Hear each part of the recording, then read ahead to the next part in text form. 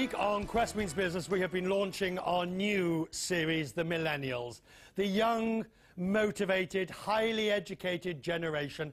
And like it or not, they are entering the workforce in their millions. I promise you, millennials are the future in the workforce. As Deborah Fayek now reports, some of them are taking a high-tech approach to getting their foot in the door.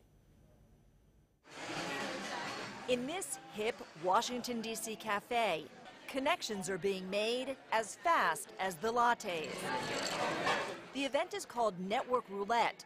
Like speed dating, but online, it pairs Gen Yers with job recruiters, mentors, and peers offering advice. Thanks for coming out. 27-year-old entrepreneur Ryan Healy traded his job as a financial consultant to create brazencareerist.com. Billed as a job support website for high achievers, the site partners with businesses, some of them Fortune 500 companies, willing to shell out thousands of dollars to meet millennials.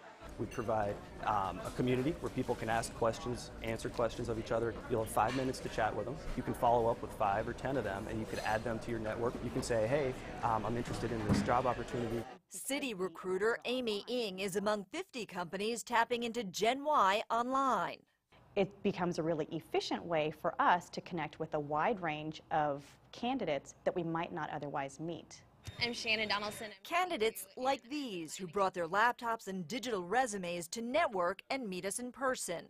By a show of hands, how many of you are employed right now? This group includes a project manager, email marketing manager, and social media analyst. All good jobs, but not quite perfect. We'll try the private sector and then we'll try nonprofit. We really want to put our mark on the world in multiple ways.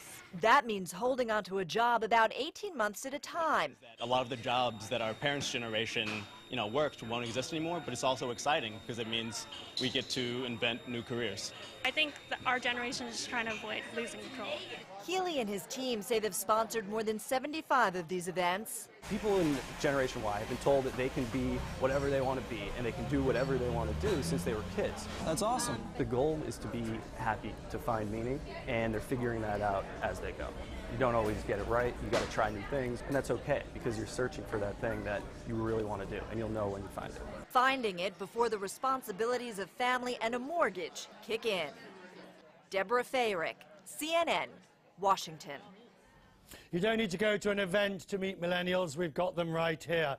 Let's meet our millennials for discussion tonight. In New York, it's Jaclyn Gross, professional organizer and founder and chief executive of Tip Top Organizing. In London, it's Anthony Eskenazi, my apologies, Anthony, founder and chief exec of ParkAtMyHouse.com, a startup where people can pay to rent in other people's parking garages and driveways. And in Paris, Clement Boisseur, the strategic planner at the advertising agency BETC. Good evening, one and all. Let's start with you, Jaclyn, in New York. When did you realize? First of all, tell us how old you are, and secondly, when did you realize that your generation was different? Hi, I'm 25, and I realized that my generation was different when I was probably about, I'd say, in high school. I started to really get into the entrepreneurial spirit, and I realized that we really need to make a difference. Change is the only constant, and I really wanted to do something that I could grow with and that I could change with. I was always scared of getting fired and having job security. Okay. So this is a way of protecting myself. Clement, in Paris, your generation is also different because you are collaborative. You believe in working together, and yet you all have this fierce ambition, don't you?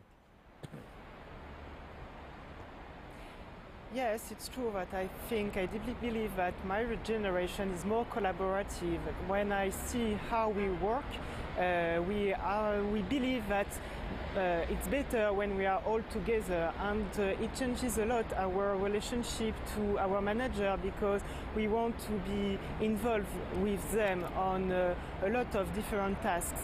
And it's true that we believe that we are stronger when we are all together to do things, and we have no more a kind of vertical relation, you know, and it's better when everything is horizontal and when we can collaborate and work together to make things happen. Anthony in London.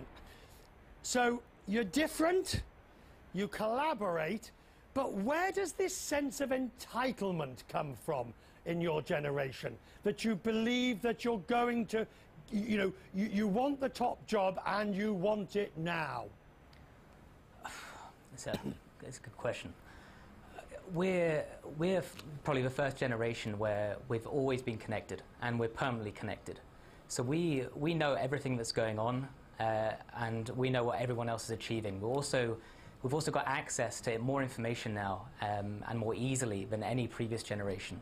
So we know what's possible, and we see, to be honest, we see people at Google, we see people at Facebook who are 23, 24 years old and becoming multi-millionaires or billionaires at an early age.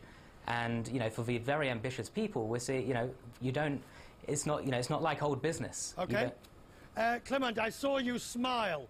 I saw you smile when Anthony mentioned the millionaires and billionaires. Is that what you want to be, a millionaire and a billionaire? Clement is obviously having trouble hearing me in Paris. Let's go to Jaclyn Gross.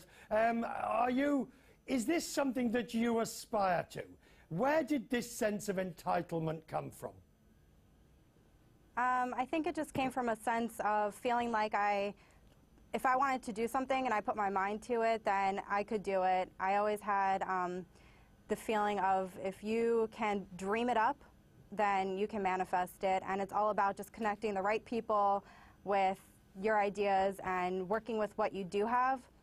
And right, but you two are both entrepreneurs. Clement, I hope you can hear me in Paris.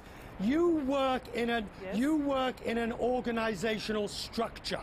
Are you aware of how different you treat that organization to how people do it older? You look at your bosses, you look at your superiors in a different way than previous generations. I think that I'm very lucky because in my organization, the managers take count of our new ways to work. But it's true that a lot of people and a lot of relatives and friends close to me want to become entrepreneurs. I think I'm quite happy in my work because I have a freedom. I have a freedom to organize myself as I want. I have the freedom to invent my own goals, the goals I want to achieve. So it's okay if the organization, if the corporation allow you to invent and to conceptualize your own way to achieve your goals. Jaclyn, when we talk about millennials, I know it's a mass exaggeration, but your generation, your entrepreneurship, you are the future, aren't you? Yes, we are. And well, we're globally interconnected. We have friends all around the world, and with Facebook, we're able to track them and see what they're doing every single day. And I think that because of the social media and the blogging and because of all these new forms of technology that are available to us, we're able to become more powerful and we're able to do whatever we set our minds to. Do what? You're nodding there, Anthony. My final question is to you. Can you see that this attitude of we can do whatever we set our mind to is both your most attractive ability or quality and your millennials' least attractive quality? Definitely. We're go-getters. We won't let anything get in our way. We know what we want to achieve, be it, you know, financial success or any other kind of success. And yeah, I don't think we're arrogant, but we're very focused, and to get what we want, we may be ruthless as well, but we are, we want to be rich, we want to be successful, and we're a generation that can go get it because we're in a globally connected world. Anthony in London, Clement in Paris, Jaclyn in New York, we thank you one and all, and we'll talk to you again in the future. Now, this whole question of millennials, You heard just then the description. We're go-getters. We're not arrogant. We want what we want. We want to succeed. We're collaborative. These are the attributes of the millennials, and it's why we are covering it so much here on Quest Means Business. And the millennials, tweet me what you think. It's at Richard Quest is the tweet address, or quest@cnn.com.